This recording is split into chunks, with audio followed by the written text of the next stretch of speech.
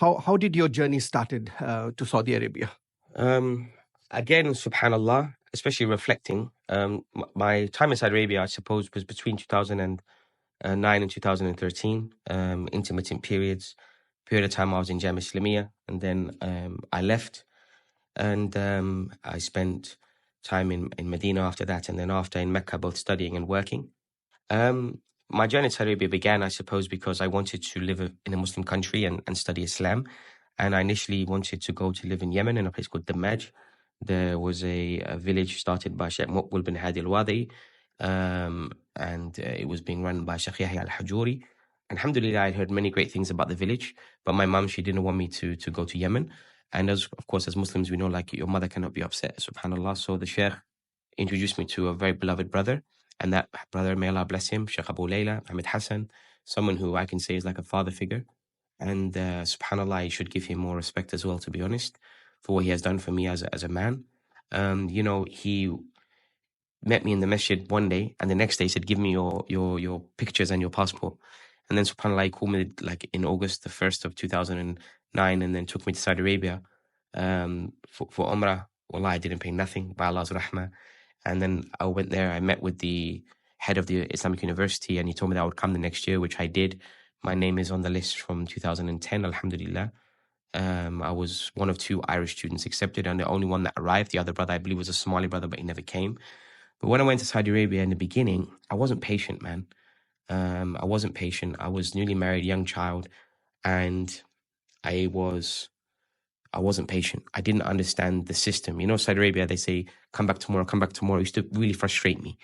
And when I left the university, I suppose in hindsight, everything happens for a reason. And I was a little bit gutted. I still stayed in Medina and, then moved to Mecca and worked there. And, I had good times with the scholars and I benefited. But I should have been more organic in my beginning of my studies instead of being a little bit arrogant. For example, I remember turning up to my first class in Mustawla Awal in the Arabic Language Institute.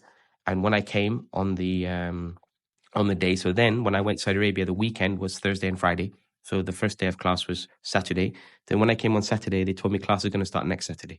But this is the Arabs. This is how they are. But I didn't know. I'm used to the West, right? And I didn't realize how arrogant I was. And subhanAllah,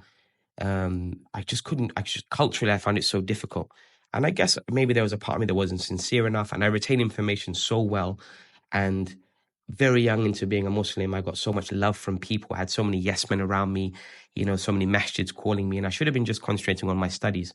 Instead, I was enjoying both sides of the coin, Now, I was definitely doing it, inshallah, for the sake of Allah, but I should have been more focused. And I say to young students of knowledge today, focus on your Quran, memorization, focus on your Arabic, don't, do things backwards, as I feel I did, understand the importance of raqa'iq and heart softness, study the book, not just of the scholars of Saudi Arabia. Again, may Allah bless the scholars of Saudi Arabia, and I benefited greatly from there. So I'd be a munafiq to say that, a negative thing. But I would say that there is an obsession thinking that scholars only come from Saudi Arabia. There's scholars in Africa, there's scholars in Asia.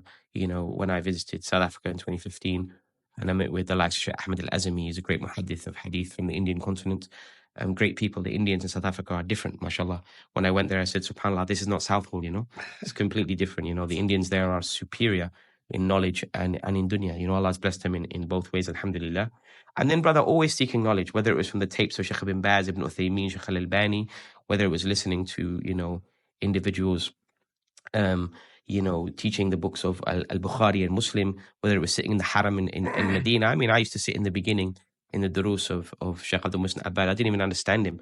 And when I left that circle, it wasn't because I didn't follow the manhaj like the brothers. It was because I didn't understand the Sheikh. I needed to sit in more simpler circles. I sat with the scholars from Mauritania and Sudan and studied the books of, basic sarf and nahu and basic books of tawheed, etc. Because I wasn't ready to study Bukhari, alhamdulillah. But at that time, I suppose I still had hyper-aggressive behavior from growing up. And, when brothers would kind of have partisanship and what they call hizbiyah, I was heavily involved in that foolishness. But now when I think about it, we should have been busy giving salam to the Prophet, and just studying our books and just being grateful for where we were.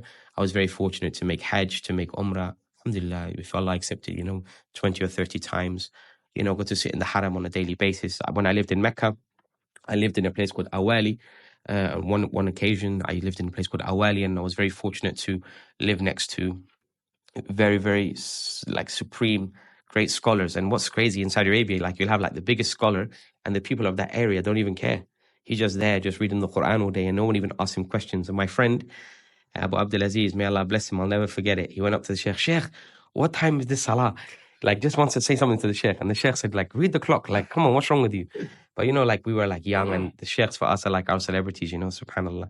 And again, this is before the epidemic of the internet, all the Western du'ats now. May Allah bless them, you know. But I would always say that study the Arabic language, study the Quran, and be humble. And don't think you know. You know, don't think you know. Wallahi, there's so much more to learn. And the more I learned, I hope, inshallah, I became more humble, became more respectful, and I started to respect knowledge more. The knowledge of the madhahibs, and understanding the ikhtilafat, difference of opinion, and understanding, you know, the Quran, the muhkam and the mutashabih, the verses which are clear and those which are ambiguous, and understanding how things were nasakh wal mansukh, those were abrogated and the abrogated. And knowledge is serious, bro. It's like, MashaAllah. it's not a game, right? So I'm definitely only still scratching the surface 16 years in, but alhamdulillah, I love knowledge, man, and I love the knowledge of Allah and His Messenger. So I would advise anybody, inshallah ta'ala, to do that, inshallah. So during your stay, you learned Arabic language to speak fluently. Subhanallah, subhanallah.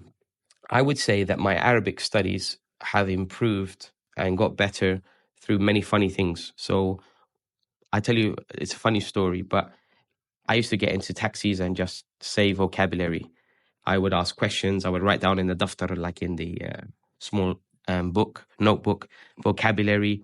And the Arabs, may Allah bless them, they would just teach me grammar by talking to me properly. MashaAllah. Because as soon as they know you're a Westerner and you're talking in what you might call classical Arabic, you know, Ra'aytu rajal, like I seen a man, you know, and they look at you like, oh, here's another one, you know. Then, you know, subhanAllah, you will learn. And then, you know, there was brothers, mashallah, who I would spend time with, who would help me. And then, mashallah, when I was working in Dawah full-time in Ireland in 2014 to 2017, a very close friend of mine, mashallah, so I would say my best friend, his name's Sheikh Hamza, mashallah, tabarakallah, who, you know, would always, you know, would always push me with my Arabic, because I would understand, but I would struggle when it came to conversation, because, you know, you're always reading books of hadith and you'd understand Islamic terminologies, but what you might call, you know, muhadatha or conversation, I would struggle a little bit. But when it came to the Quran and listening to the durus, I would understand. And alhamdulillah, you know, it's something, again, Arabic is a rich language, so it's something that you have to practice, otherwise you will lose it.